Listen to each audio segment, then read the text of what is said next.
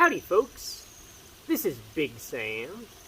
With the ongoing war in Ukraine over the last few months, we've seen a lot of weird and particularly old guns come out of the woodworks. Even guns going back to the days before World War II.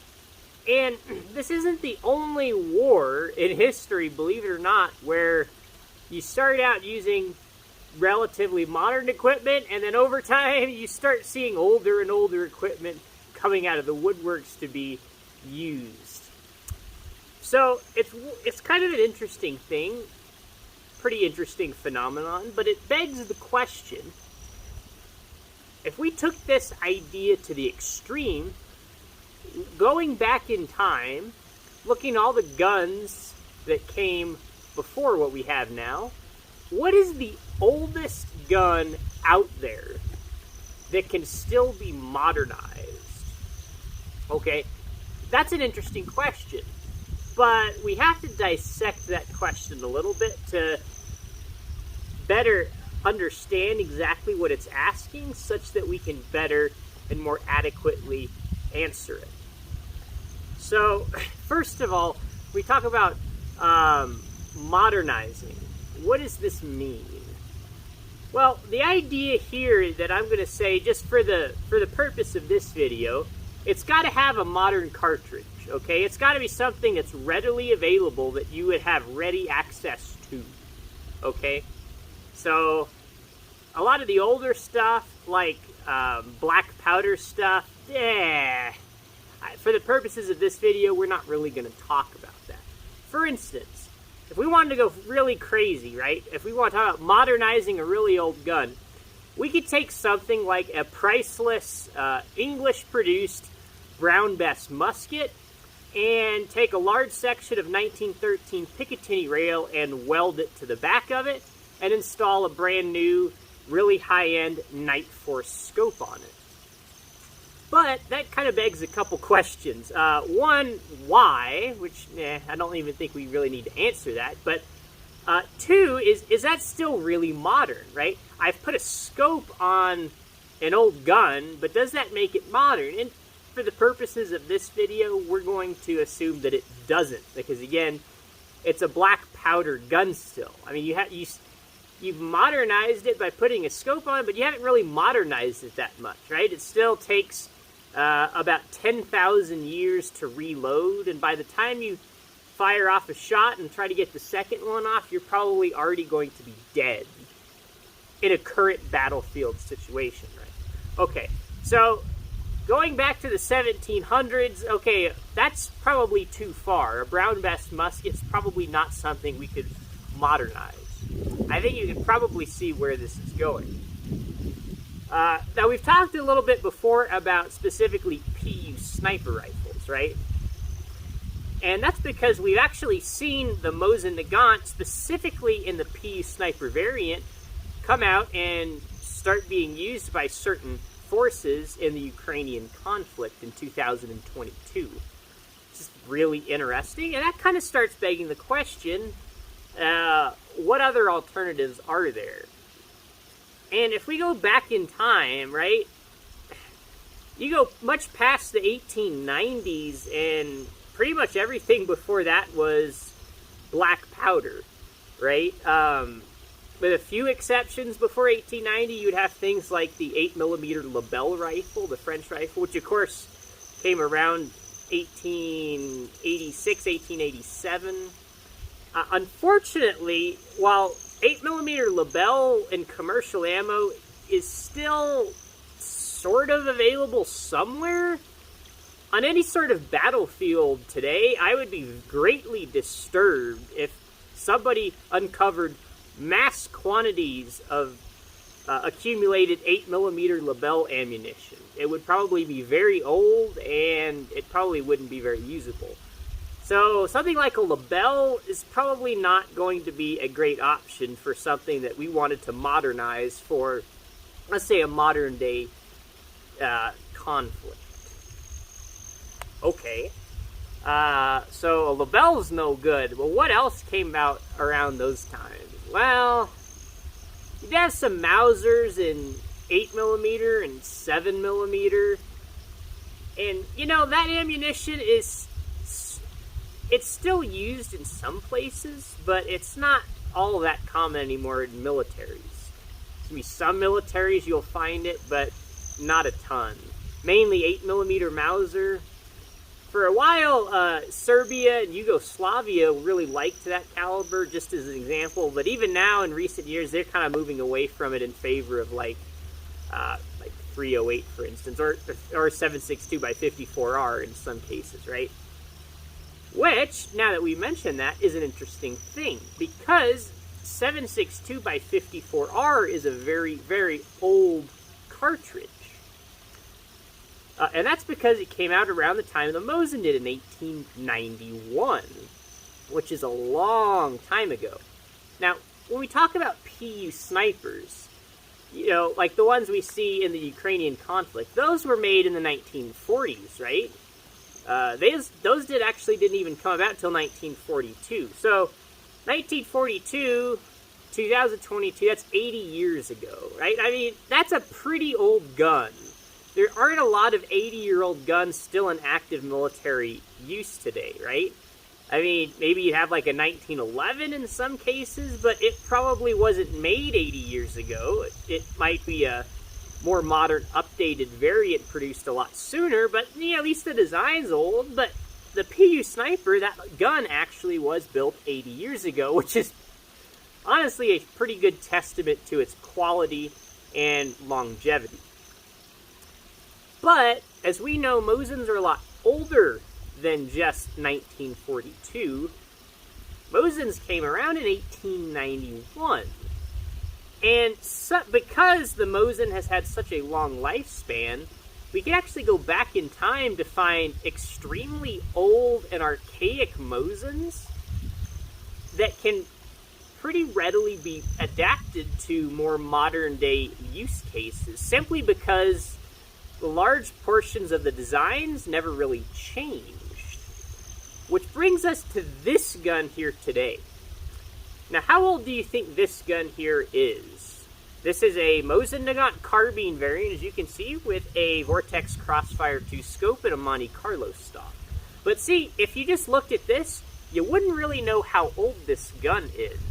Would you guess maybe 70 years old?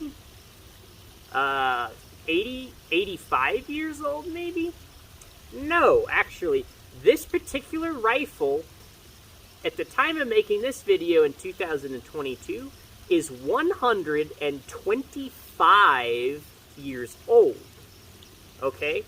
And I think a lot of people would be really surprised by that, especially if they're not familiar with Mosins, because this looks more like some sort of weird modern-day, like, scout rifle. Right? This doesn't look like a 125-year-old rifle. And that's because the design is pretty timeless. And again, because they didn't really change a lot of stuff, other than a few things here and there, like the receiver shapes. You know, you could fit a really old Mosin into a stock like this, even though the general use case for a stock like this would be for like a surplus World War II Mosin, because those were readily available in America and very cheap back in the day, and we had a lot of cool aftermarket stocks like this guy, for an example. But it'll still fit an older one. Now, what exactly is this gun? Because this is where the story gets a little bit weird. This is not exactly what you're probably thinking it is. So now, let's cut to the chit-chat and go ahead and take a little bit of a closer look at this rifle to fully understand what exactly this is and why I'm saying this is a good candidate for being one of the oldest rifles that can still be modernized. Let's take a look. Alright, so let's take a closer look at this gun, because this is going to be one of the weirdest and quirkiest Mosins that you've probably seen in a while. So as we can see, we've got our standard Monte Carlo stock, got a nice quick detach sling mounted on it here at the back and the front. If you wanted to, I could even put a bipod on this, but maybe we'll save that for another day. Now notice this is a carbine. There's no bayonet. So it appears that this would be an M38 carbine. but it can't be because I already told you this gun's 125 years old, and there aren't really any 125-year-old M38 carbines out there, even though this is what that appears to be.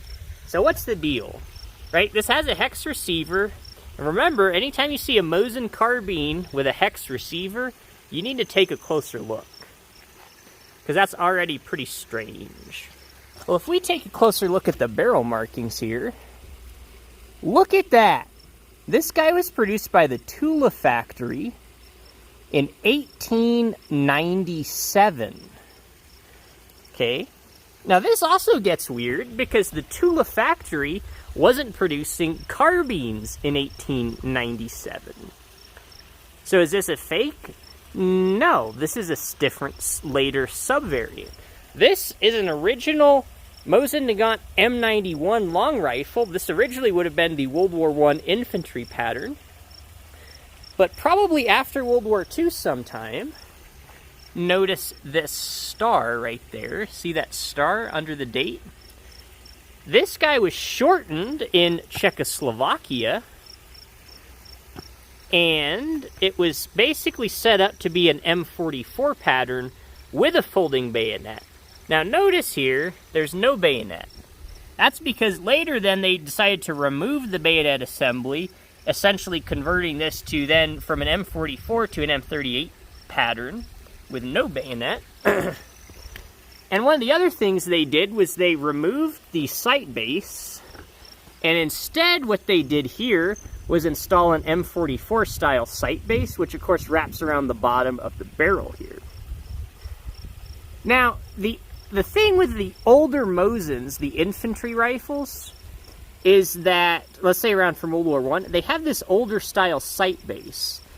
Unless you want to like drill and tap it, which you can, and if you want to see what that could end up looking like, go check out our video on our review of the KPYK chassis, because there we have 18-year-old Mosin. This one's even older though, but not to go too far down a tangent. If you don't want to drill and tap it, you don't have a lot of good options for mounting a scope on an old Mosin. But this is where it gets weird, because the Czechs decided to put this newer style sight base on it. Well, there's actually some options out there for mounting a scope mount over that rear sight. And again, this doesn't require any permanent modifications. So we can see here what we have is a all steel. This is milled steel. Let me get my camera to focus a little better. There we go. Milled steel, and this is a Bad Ace Tactical no drill scope mount, and this will actually work on 9130 rifles as well. But you can see that there's a cross pin that goes through here, and then we have our screw, which fastens to a little threaded base, which just slides down here in the bottom of the sight base, and it's pretty simple. And we got a set screw here, and it's Loctited and ready to go. So that obviously provides us with small sections of Picatinny rail where we can mount our scope rings, and of course then mount our Vortex Crossfire 2 2-7x32 scope. Very interesting. Now this one's a variable zoom. I think this goes all the way up to 9x? No, 7x. I get confused. I got that confused with the POSP we were just looking at in our last video featuring David Chipman. Okay. So this goes up to 7x, and this is where it gets weird. Originally, this gun was produced in 1897 for a bottle-nosed cartridge, an old-style smokeless powder bottle-nosed cartridge. Now, the thing is, that was not a very good cartridge, so we would later see the adoption of the Spitzer cartridge, which is of course what's used today with a pointy bullet. Now, some guns, around this time when they were getting converted to Spitzer, they would have to adjust the chamber dimensions, or the throat dimensions of the chamber, to accept that new cartridge. But the Mosins are interesting because no such modifications were required for going from the bottlenose cartridge to the Spitzer cartridge. The only thing they changed was the sight. So originally this was produced for an old, antiquated bottlenose cartridge. A new cartridge, better cartridge, comes along, and it's still backwards compatible with this gun. So we can see just throughout history all the years and new features that have been added to this gun, and it's fully backwards compatible with them all. I mean, this even has a cool aftermarket trigger in here, really nice trigger. This has got all sorts of weird stuff. They just kept adding on to it. This is a very strange gun, folks. But the fact that it's 125 years old is obviously pretty novel and really puts it into a category almost entirely by itself, where not only can I easily go get ammunition for this gun relatively cheaply at many stores, both physical and on the internet, especially in Eastern Europe, the ammunition for this gun is available in droves. And a lot of that is due to the, of course, PKM light machine gun and other machine guns used in vehicles and other applications such as that. So the cartridge for this isn't going away anytime soon. So this gun is just going to keep on working, and we're going to keep on getting ammunition for it. So this is one example that I can think of one of the oldest guns that could honestly, really, in any way feasibly be considered modernized, right?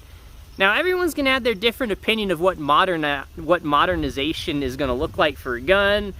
Some people are going to say it needs to be semi-auto.